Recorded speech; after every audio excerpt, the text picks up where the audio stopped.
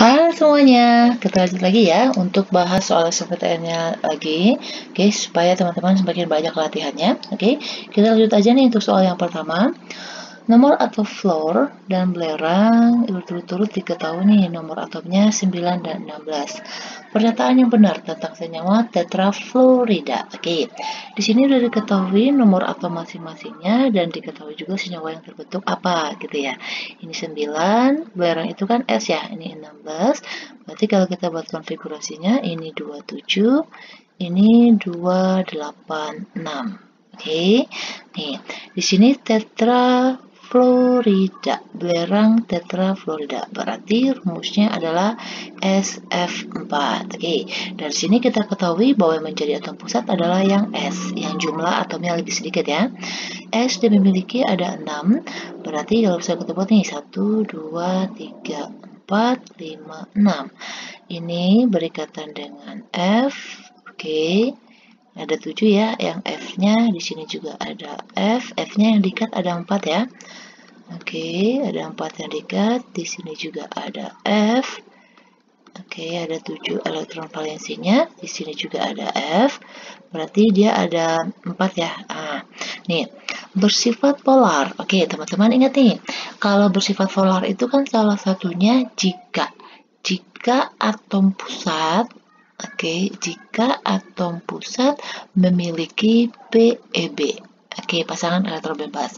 Ini ternyata pada atom pusatnya yaitu S, dia memiliki sepasang elektron bebasnya, yaitu yang ini. Oke, berarti yang ini benar. Ini yang diminta adalah sudut antara FSF sebesar 109. Kita cek. Ini kan rumusnya ya, penulisannya aja, tetapi karena ada pasangan elektron bebas ini dia mengakibatkan ada penolakan terhadap ikatan-ikatan yang ada di sini, sehingga bentuknya itu seperti ini. Ini S, ini ada F, di sini ada F-nya, oke. Di sini juga ada F, ini dia, yang ini, yaitu di sini ada F-nya. Oke, jadi bentuknya seperti ini dan sudut antara ini kan dimintakan FSF ya. Jadi F nih, FSF-nya ini bukan 109 tetapi itu adalah 102 derajat. Oke, seharusnya sih 102 derajat aja ya. Ini salah. Memiliki sepasang elektron bebas pada atom pusatnya pada atom S, benar ya? Nah, ini dia. Oke, berarti ini benar. Berbentuk tetrahedral. Kalau kita lihat ini bentuknya bukan tetrahedral ya. Kalau tetrahedral itu dia nih, bentuk geometrinya AX4. Oke, tetapi ini dia ada AX yang terikat kan ada 4 nih, tetapi dia memiliki elektron bebasnya. Gitu, ada 1. Ya kan? Itu yang mengakibatkan dia bentuknya bukan tetrahedral, tetapi bentuknya ini adalah jungkat-jungkit. Oke, jungkat-jungkit. Ini bentuknya. Berarti karena yang benar adalah 1,3, berarti jawabnya adalah yang B. Oke, bisa ya? Next lagi. Interaksi antar molekul yang paling dominan antara molekul air dan molekul oksigen pada larutan oksigen dalam air. Oke, kita cek nih. Kita buat dulu ya rumus kimianya. Air itu kan rumus kimianya adalah H2O. Oksigen itu berarti O2. Berarti kita tentukan dulu nih, apakah dia itu polar-polar atau polar-polar gitu. Jadi kita cek dulu kepolarannya. Kalau H2O, oksigen itu kan 6 ya. 6 elektron valensinya. Ada 2 nih yang tidak kepakai, 2 pasang. Di sini ada atom H, di sini ada atom H yang diikat. Sedangkan kalau oksigen itu dia kan memiliki sama-sama membutuhkan 2 pasang elektron, berarti dia akan membentuk ini ikatan rangkap 2. Oke, ini karena dia sama-sama unsurnya, berarti ini adalah tidak memiliki perbedaan keelektronegatifan, atau momen dipolnya itu nilainya sama dengan 0. Kalau momen dipolnya sama dengan 0, ini berarti adalah non-polar. Oke, tetapi kalau ini antara O sama H, O itu kan elektron valensinya 6 ya, H itu 1, berarti ini ketariknya ke arah O. Ini juga ketariknya ke arah O, ini bentuknya simetris. Oke, tetapi nih teman-teman jangan ketipu ya, karena bentuknya simetris itu non-polar, bukan.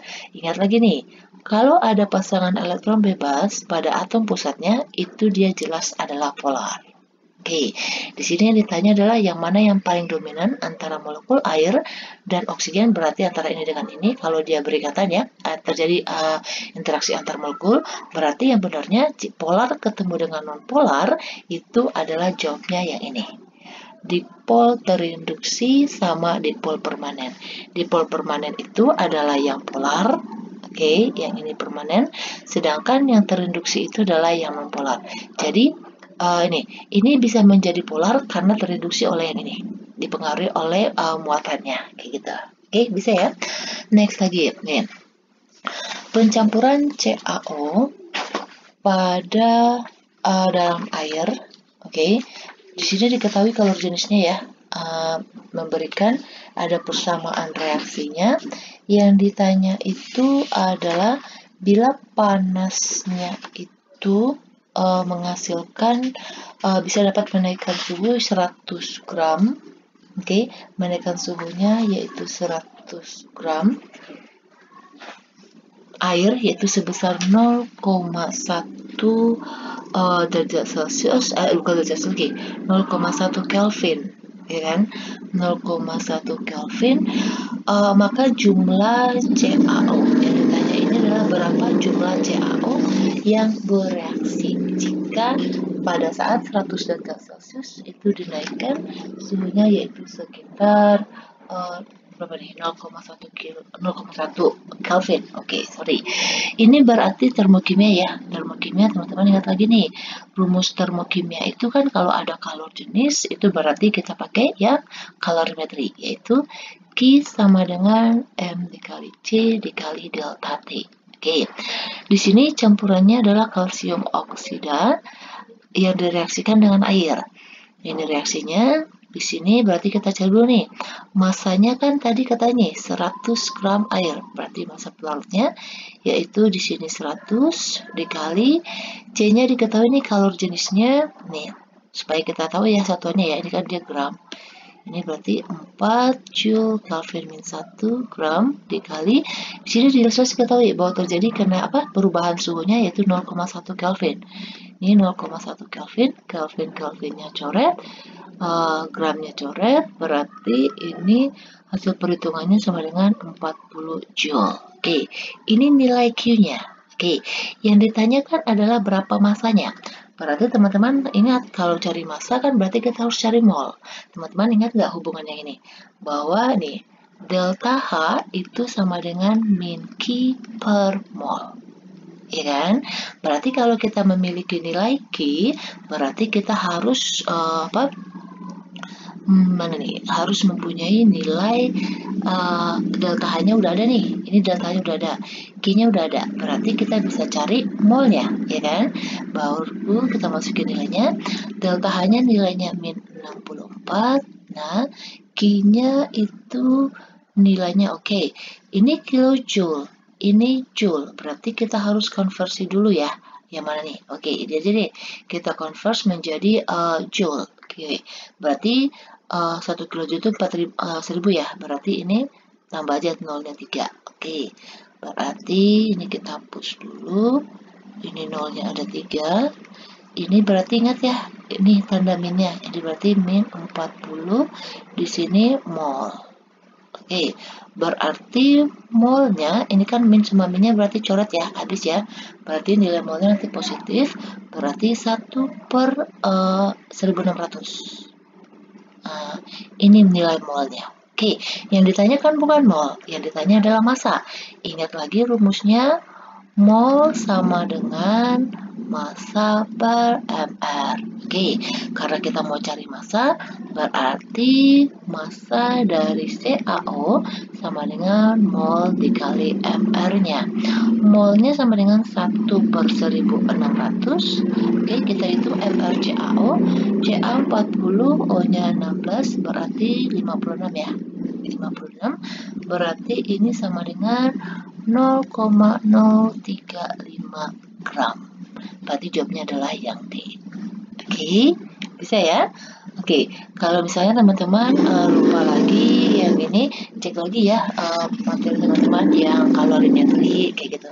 Pokoknya yang termokimia. Oke, lanjut lagi. Nih, Bila 2,3 di metilmeter, di sini diketahui MR-nya, dibakar pada tekanan tetap.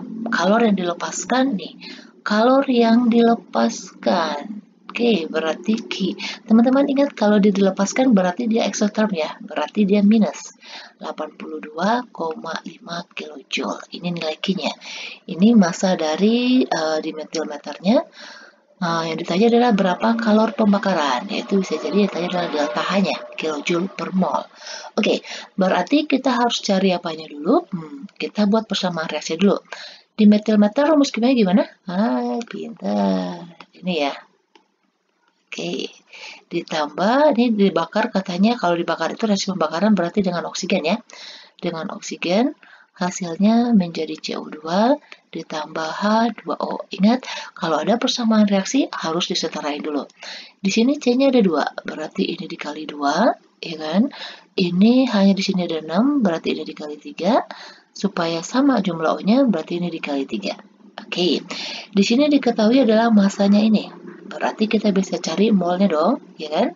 Berarti molnya sama dengan massa per mr. Masanya itu adalah 2,3, mr-nya adalah 46, berarti jumlah molnya adalah 0,05 mol. Oke, Q-nya diketahui minus 82,5. Yang mau dicari adalah delta H, karena kan dia per molnya. Ingat rumusnya, hubungannya yaitu delta H sama dengan min Q per N. Oke, berarti Q-nya ini nilainya min, berarti min per. Ini ingat ya, dilepaskan, berarti nilainya min. 82,5 kilojoule per mol yang kita cari tadi adalah 0,05 mol. Berarti min ketemu dengan min jadinya positif ya. Oke, positif ini kalau dibagi menjadi 1650 kilojoule per mol. Oke, berarti jawabnya adalah yang D. Jadi teman-teman hati-hati dengan kata-kata ya, yang ini. Berarti ingat aja, kalau dia dilepaskan berarti dia adalah exotherm. Exotherm itu berarti nilainya minus. Kalau dia diperlukan atau membutuhkan energi, berarti dia plus, berarti itu adalah endotherm. Oke, ingat hubungan yang ini, bahwa delta H itu sama dengan min Q per N. Oke, bisa ya. Next lagi.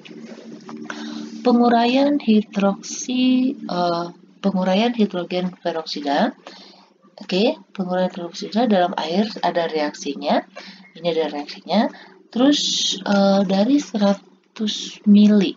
Oke, dari 100 mili air, bukan air, H2O2 pada saat tertentu telah mati membentuk gasnya 0,2. Oke, jadi terdapat 0,2 oksigen ya. Kok 0,2 sih? Terdapat oksigennya yaitu 4,88 ml, ingat ya, per sekon. Berarti ini per 1 detiknya. Pada saat 1 mol gas nitrogen di mana volumenya 24,4 liter. Yang ditanya adalah pada saat yang sama laju penguraian dari H2O2 itu berapa? Oke, ini misalnya kalau kita buat ya, ini kan berarti sama-sama gas ya. Teman-teman ingat nih, kalau ada perbandingan gas berarti kan rumusnya yang ini nih. Yaitu molnya, coba ya, nih mol per volume, ini punyanya oksigen sama dengan mol per volume punyanya si nitrogen, kayak gitu. Oke, di sini molnya oksigen kan belum ada nih. Volumenya oksigen yang diperoleh berapa? Ini 4,88, ya kan? Berarti ini 4,88. Ingat ya, ini mili. Berarti kalau ini mili, ini juga nanti harus kita jadikan mili. Si nitrogen di sini molnya diketahui nih, 1 mol. Berarti di sini 1 dibagi dengan ini dia dalam bentuk liter. Berarti kita harus konversi dulu 24,4 liter. Berarti dikali 1000 ya. Oke, kita jadikan aja bilangan pangkat. 24,4 dikali 10 pangkat 3. Oke, berarti kalau kali silang, berarti mol dari oksigen itu sama dengan 2 kali 10 pangkat min 4 mol. Oke, sangat kecil ya. Ini adalah mol oksigennya. Berarti kita hubungkan ke sini, ke persamaan reaksinya. Yaitu 2H2O2 peroksida ya. Ingat kalau ada persamaan reaksi, teman-teman cek dulu apakah reaksinya udah setara atau belum. Ini udah ya. Oke. Ini diketahui molnya udah ada nih, yaitu 2 dikali 10 pangkat min 4 mol. Ingat, jika salah satu dalam persamaan reaksi diketahui molnya, berarti mol yang lain bisa dicari ya dengan perbandingan koefisien. Kita mau cari molnya H2O2, berarti pakai perbandingan koefisien. Yang dicari yaitu koefisiennya per yang diketahui koefisiennya dikali dengan molnya, yaitu 2 dikali 10 pangkat min 4. Berarti ini dikali dengan ini, sehingga diperoleh mol dari H2O2, yaitu 4 kali 10 pangkat min 4 mol. Oke, ingat ini kan laju. Laju itu kan V. V itu berarti molar per satuan waktu. Ya kan? Berarti setelah kita dapat molnya, berarti kita cari sekarang berapa kemolaran dari H2O2 karena molnya kita udah peroleh, ya kan? Ingat untuk cari kemolaran yaitu mol per volume. Molnya yaitu 4 kali 10 pangkat min 4. Di sini ketahui H2O2-nya kan dia dalam nih 100 mili, ya kan? Dalam 100 mili berarti kita harus jadikan dia ke liter. Kalau misalnya pakai satuan ini ya, maksudnya pakai rumus yang ini. Berarti 100 mili itu sama dengan 0,1 liter atau 1 kali 10 pangkat min 1, ya kan? Ini jadi 4 kali 10 pangkat min 3. Nah, ini adalah nilai kemolarannya. Baru kita masukin nih ke rumus yang ini. Berarti kemolarannya udah dapat, yaitu 4 kali 10 pangkat min 3 molar per, oke, waktunya berapa nih? Ini kan tadi oksigennya diperoleh kan per satuan detik, ya kan? Di sini dikatakan pada saat yang sama, berarti sama juga dalam 1 detik, kayak gitu. Berarti lajunya yaitu 4 kali 10 pangkat min 3 molar per sekon. Berarti jawabnya adalah yang C, oke? Bisa ya? Oke, next lagi kita ke soal berikutnya, yaitu nih, berdasarkan persamaan reaksi berikut. Jadi ada persamaan reaksi nih, yaitu di nitrogen pentaoksida N2O5, dia terurai menjadi NO2 tambah O2. Yang ditanya, berapa perbandingan penguraian gas N2O dengan gas oksigen? Oke, kalau teman-teman jeli ya, maksudnya teman-teman udah terbiasa mengerjakan soal, pasti ini nggak susah nih menurut teman-teman. Ingat aja, kalau ada persamaan reaksi, setarain aja. Ini udah setara belum? Belum. Di sini N-nya 2, ini N-nya masih 1. Oke, di sini aja ya, supaya kelihatan ya. N2O5, ini menjadi NO2 ditambah O2. Di sini N-nya ada 2, di sini N-nya ada 1, berarti ini dikali 2. Ini O-nya ada berapa nih? 2 kali 2, 4, ini 6. Oke, berarti supaya sama ini kali setengah, ya kan? Kali setengah kan kita kali 2 aja ya, supaya nggak ada pecahan. Ini berarti 2N2O5. Oke, ini dikali 2 menjadi 4NO2. Setengah dikali 2 berarti 1, ya kan? Berarti nih, yang ditanya adalah perbandingan antara N2O5, yaitu perbandingannya 2, dengan gas oksigen, yaitu 1. Berarti perbandingannya adalah 2 banding 1. Oke, berarti jawabnya mana nih 2 banding 1? Oh, jawabnya yang C ya. Oke, kayaknya ada yang nih, jawabnya adalah yang C. Nah, yang tadi kan nih dengan yang ini. 2 banding 1. Oke, bisa ya? Next lagi. Pada suhu tertentu, oke, disosiasi HBr akan terbentuk reaksi katanya, ini soal yang terakhir ya, menjadi H2 dan Br2. Oke, yang ditanya, ini katanya dijelas ya bahwa dia itu mengikuti orde 1. Disosiasi berarti penguraian. Dari 25 HBr, oke, berarti ini 25 ini adalah masanya mula-mula. Oke, jadi kita misalkan dia masa mula-mulanya, kita buat NO ya, adalah 25 gram. Setelah 2 jam, oke, 2 jam ini adalah waktunya. Oke, setelah kita buat yang kecil aja deh. Kalau terbesar kan dia temperatur ya, suhu ya, biasanya. Waktunya adalah selama 2 jam. Ternyata dia menyisakan ini. Berarti sisa itu berarti NT ya. 3,125 gram. Yang ditanya adalah T setengah dalam 1 menit. Teman-teman ingat nggak? T setengah ini apa? T setengah ini adalah waktu paroh. Oke, waktu paroh yaitu waktu yang diperlukan untuk dari awal sampai akhirnya itu berapa waktu yang diperlukan gitu. Oke, rumusnya kan gini. N0, oh sorry bukan N0, NT. NT per N0, ya kan? Ini sama dengan setengah, Y ini, yaitu setengah pangkat ini T per T, T itu kecil aja ya.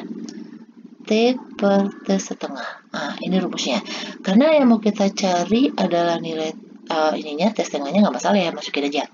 NT-nya yaitu 3,125, N0-nya adalah 25, ini setengah, oke, pangkat, T-nya adalah tadi 2 jam, oke, 2 per T setengah. Oke, ini kalau kita sederhanain sama-sama dibagi ini ya, berarti ini 1/8. Sama dengan setengah dipangkat 2 dibagi T setengah. Ini kalau kita jadikan dia setengah pangkat berapa, bisa ya? Setengah pangkat 3 ya. Oke, masuk ke sini. Setengah pangkat 3, ya kan? Sama dengan setengah pangkat 2 per T setengah. Setengahnya kan bisa coret nih. Berarti 3 sama dengan 2 per T setengah. Berarti T setengah sama dengan 2 per 3.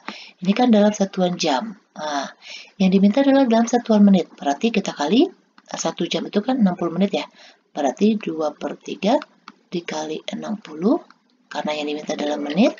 Berarti ini ke sini coret ini 20. 2 kali 20 sama dengan 40 menit.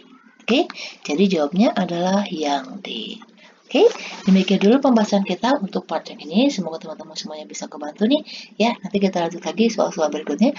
Jangan lupa please subscribe dan share ya. Terima kasih.